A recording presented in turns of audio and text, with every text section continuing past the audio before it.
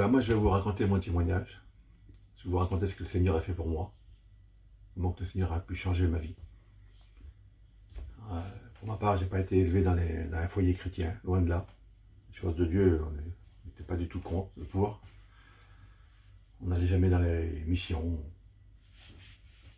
À ma plus jeune âge, je ne me souviens pas d'avoir été en mission.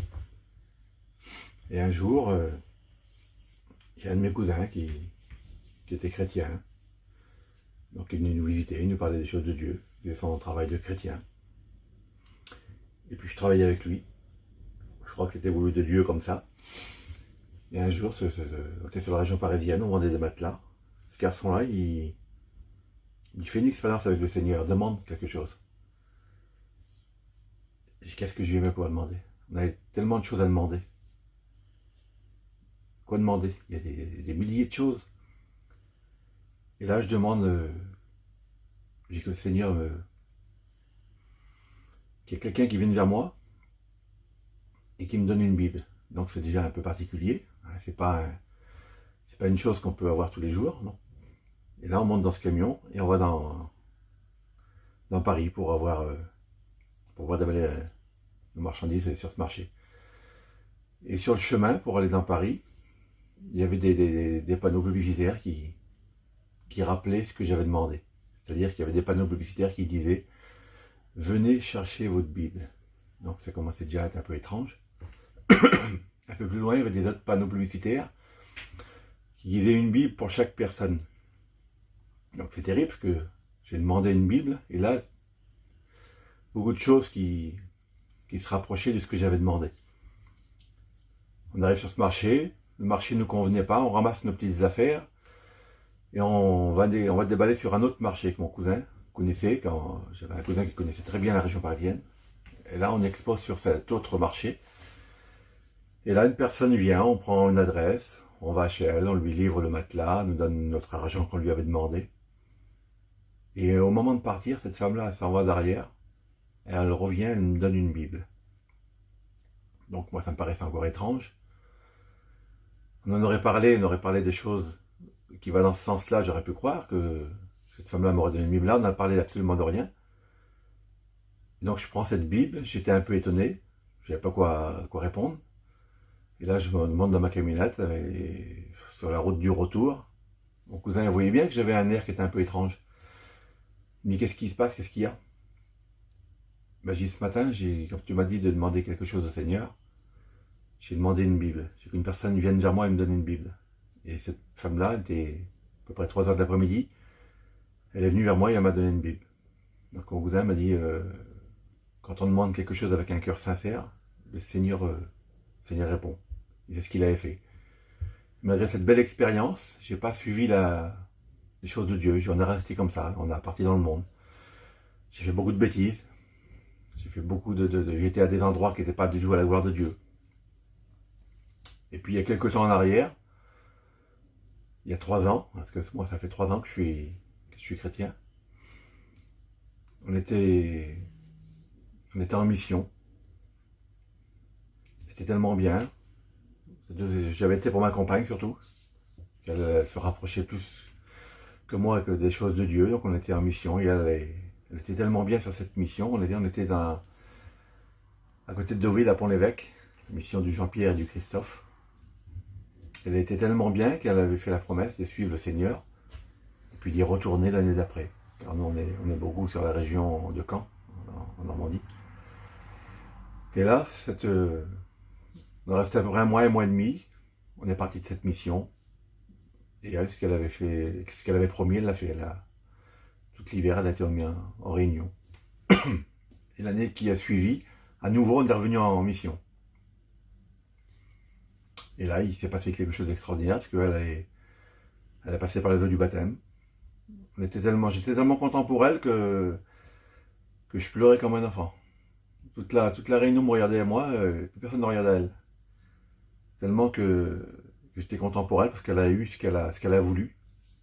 Elle a ressenti la présence du Seigneur, et donc elle a passé par les eaux du baptême, elle a fait l'acte d'obéissance. Et au bout d'un mois, on était en mission, je dis, il faut qu'on s'en aille maintenant, il était temps qu'on parte. Mais ça, c'était mes plans à moi, le Seigneur avait décidé autrement, lui. On était à Dinan, hein, en Bretagne.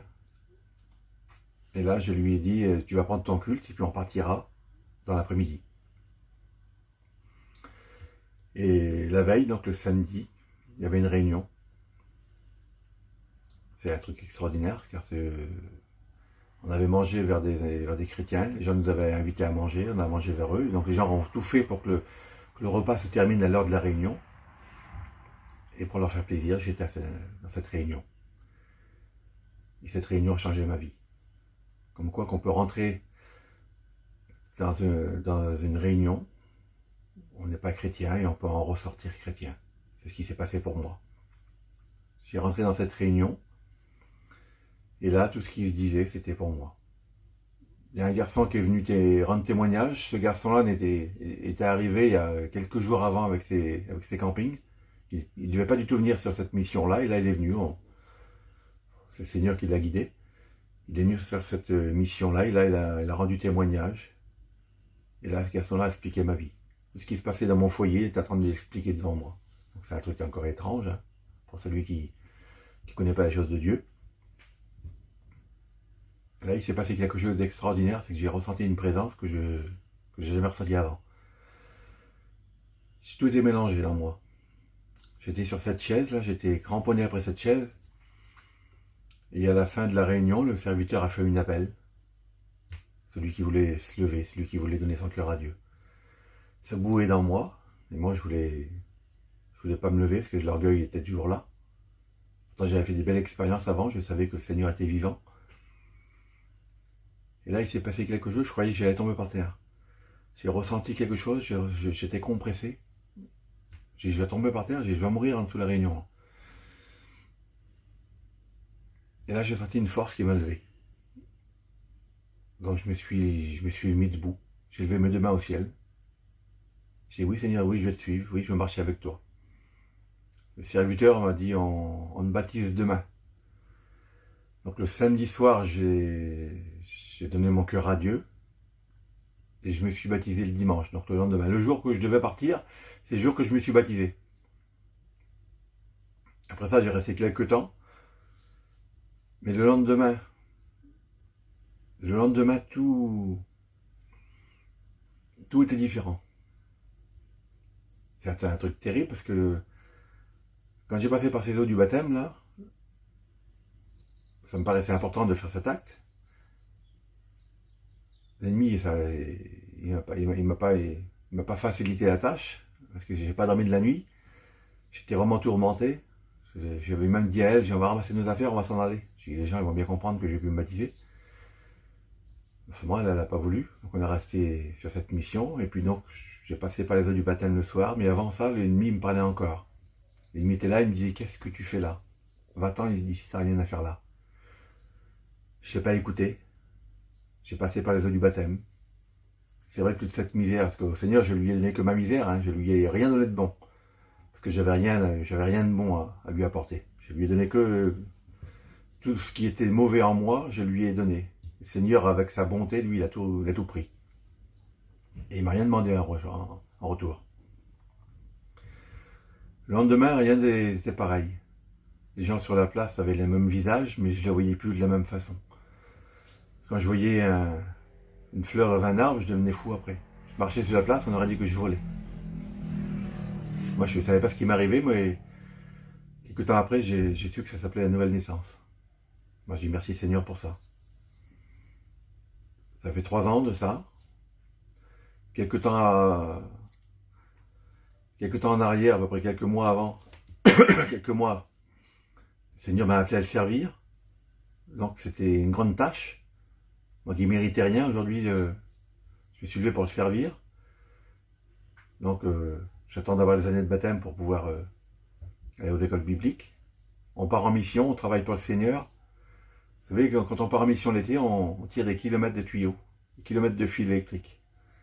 Quand il fait très chaud, ou il pleut, peu importe, on veut travailler pour le Seigneur.